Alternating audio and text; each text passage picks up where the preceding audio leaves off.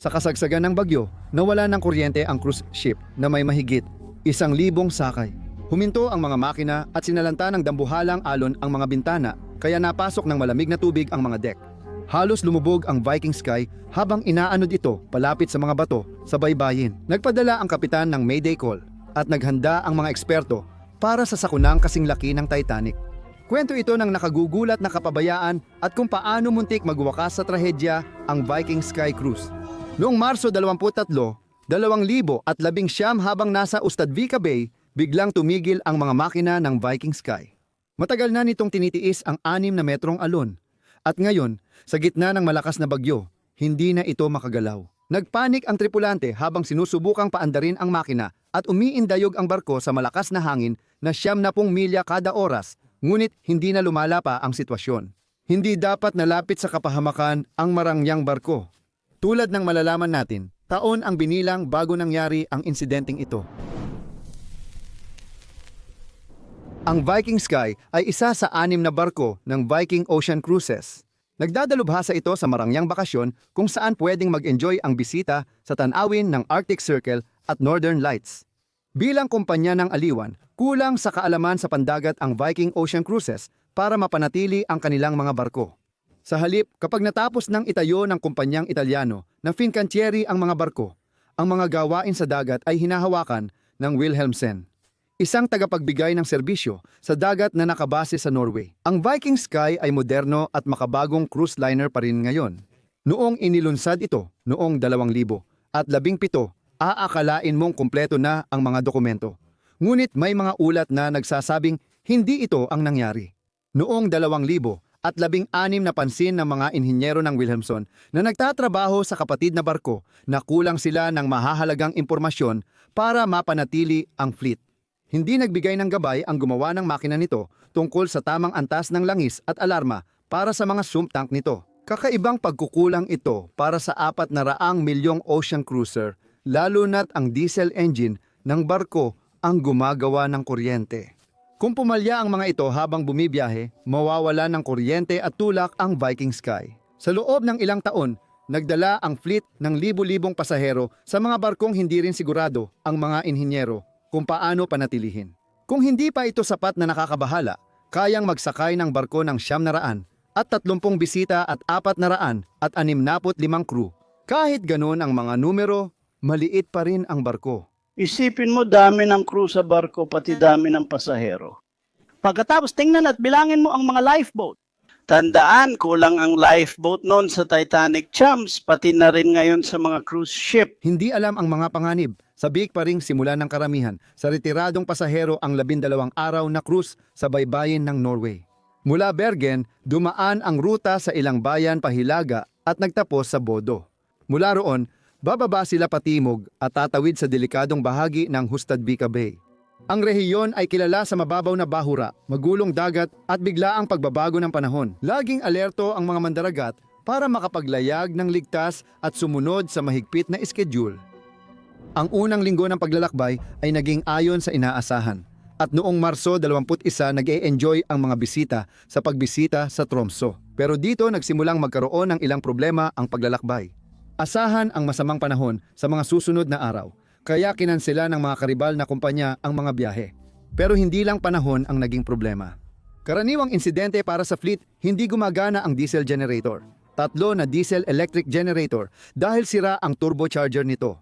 Pero maaantala ang biyahe ng barko kung maghihintay pa ito sa Tromsø para dumating ang mga pyesa. Kulang din sa tauhan ang Viking Sky, kabilang ang mga kinakailangang piloto sa pag-navigate. 2 ang kailangan para masiguro ang ligtas na pagdaan sa mahirap na bahagi ng ruta. Isa lang sa mga piloto ng barko ang sertipikadong maglayag hanggang Kristiansund, kaya may kapalit na piloto na sasama sa crew. Matapos ang pinakamapanganib na bahagi ng ruta sa Hustadvika Bay, kumpiyansa ang kapitan, mga piloto at teknisyan na ligtas makakadaan at maaayos ang generator. Pagdating sa Stavanger, alam nilang delikado kaya nagpasya silang umalis ng Tromsø port ng gabing iyon kahit labag ito sa regulasyon dahil may offline. Walang sapat na backup na generator ang Viking Sky kung sakaling magkaproblema ang iba pang makina sa dagat. At gaya ng malalaman ng mga bisita, hindi lang ito ang mga problema ng Viking Sky. 3 oras matapos umalis sa Tromso, isang alarma ang nag-abiso sa crew na mababa ang lubricating oil ng diesel generator. 2, pero huminto agad kaya walang aksyon ang mga teknisyan. Maganda pa ang panahon sa puntong ito ng biyahe at habang lumilipas ang araw, maingat na minomonitor ng crew sa tulay ang papalakas na hangin. Kinabukasan, nag-aalala na si Kapitan sa pagdating nila sa susunod na destinasyon. Inaasahang lalala ang kondisyon sa gabi at maaaring magdulot ng pagkakakulong ng barko sa pantalan. Matapos suriin ang sitwasyon, nagpasya siyang kanselahin ang biyahe papuntang Bodo. Nadismaya siya at sinabi sa mga pasahero na delikado ang lugar para maglayag. Sa halip, nagtungo ang Viking Sky sa Stavanger makalipas ang ilang oras. Inutusan ang tripulante na ihanda ang barko at siguraduhing ligtas ang mga gamit sa loob para sa paparating na masamang panahon. Habang naglalayag ang barko sa kalmadong tubig malapit sa baybayin, naging magulo naman ang hangin at alon buong maghapon. Pagsapit ng hating gabi, lumakas ang hangin at naging bagyo at sa logbook ng barko ay naitala ang mga alon na umabot sa 6 na metro. Binawasan ng kapitan ang bilis ng barko para maging mas komportable ang biyahe ng mga pasahero. Akala nila mahirap na ang pagtulog nila. Hindi nila alam ang mas mahirap na naghihintay kinabukasan. Kinabukasan ng umaga, maraming babala ang naitala sa barko. Ang una ay isa na namang alarma na nagpapahiwatig ng mababang langis pampadulas. Sa pagkakataong ito ay para sa sump tank ng diesel generator, 4. Habang pumapasok ang Viking Sky sa Trondheim, biglang lumakas ang hangin at nagkaroon ng matinding unos. Bagamat protektado sila ng mga isla mula sa malalakas na agos, mas marami pa ring alarma ang tumunog pagdaan nila sa Trondheim Fairway. Kasama rito ang ikalawang babala ng mababang langis para sa diesel generator, 4. At ayon sa taya ng panahon, lalakas pa ang malakas na hangin. Iniutos ng kapitan na gawin ang heavy weather checklist bilang paghahanda sa unos. Mahigit 150 babala ang na-trigger sa iba't ibang sistema, kabilang ang dagdag na babala ng mababang langis para sa diesel generator, 4. Kinilala ng engineer na naka-duty ang 3 magkakahiwalay na babala para sa diesel generator, 4. Ngunit bawat isa ay tinanggal lang sa sistema nang hindi nagdadagdag ng langis o nagsasagawa ng karagdagang investigasyon. Samantala, nagsilbi ng almusal sa mga pasahero pero kumalat ang kaba habang nararamdaman nila ang epekto ng paparating na bagyo. May ilan na hirapang tumayo habang ang iba ay nanood sa pagbasag ng mga baso at paggulong ng maliliit na bagay sa mesa.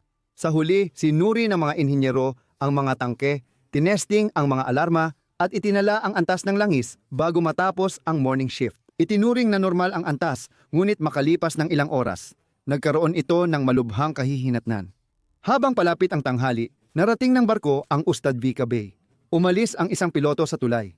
Sa bukas na dagat, niyugyog ang Viking Sky ng 7 metrong alon at inabisuhan ng kapitan ang mga pasahero tungkol sa paparating na bagyo.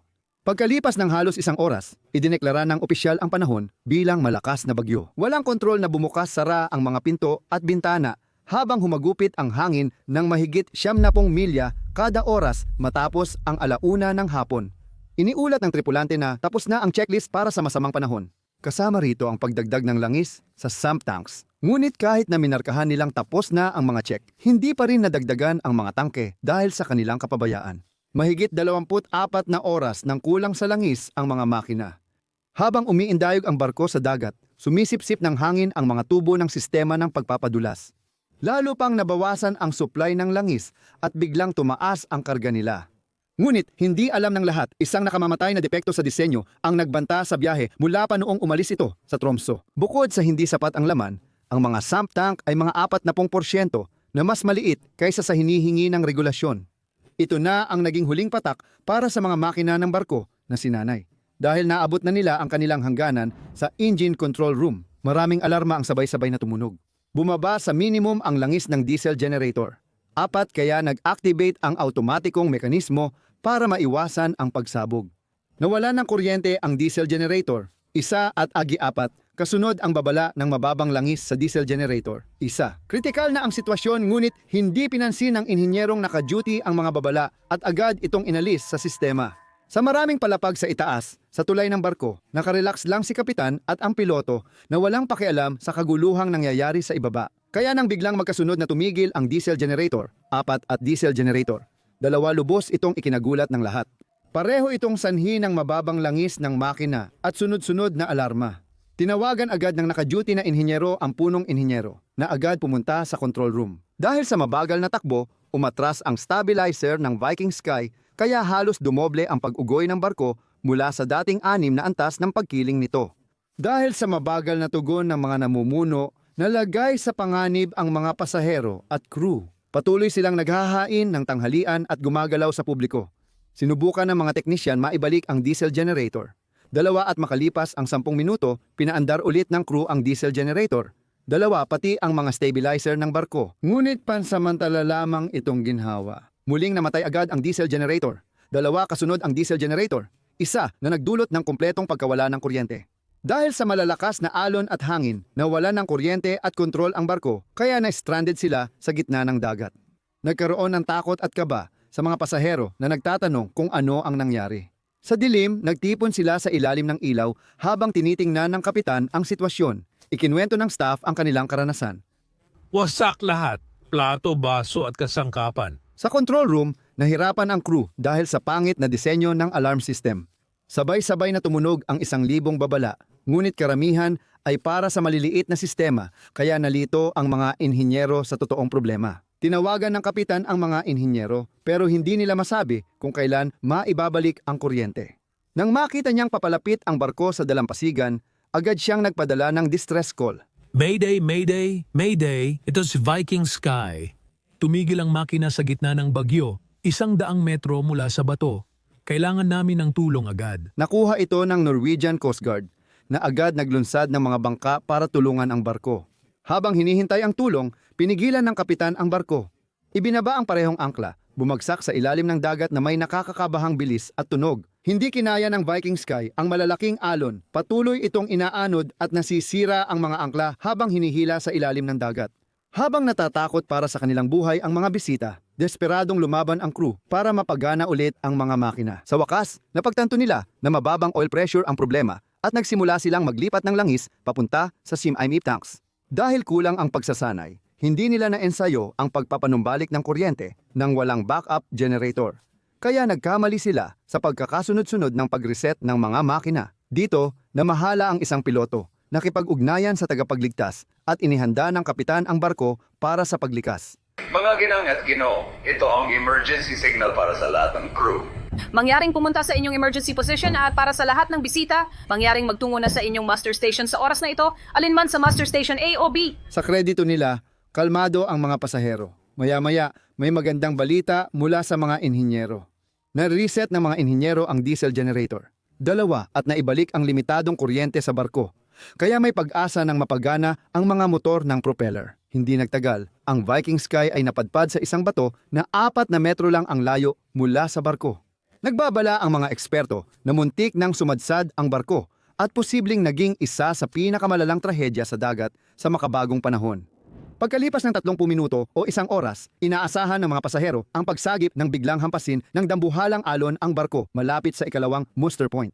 Binutas nito ang mga bintana at tinangay ang mabigat na pintuang bakal, kaya bumaha ng napakalamig na tubig sa barko. May mga nasugatan dahil sa bubog at nagliparang bagay at pinakamalala ang nabaling leeg nang bumangga ang pinto sa mga pasahero. Kung hindi maagapan, daan-daang tao ang maaaring magyelo sa kamatayan sa gitna ng mapanganib na dagat. Inilahad ng isang pasahero ng barko ang kanilang karanasan.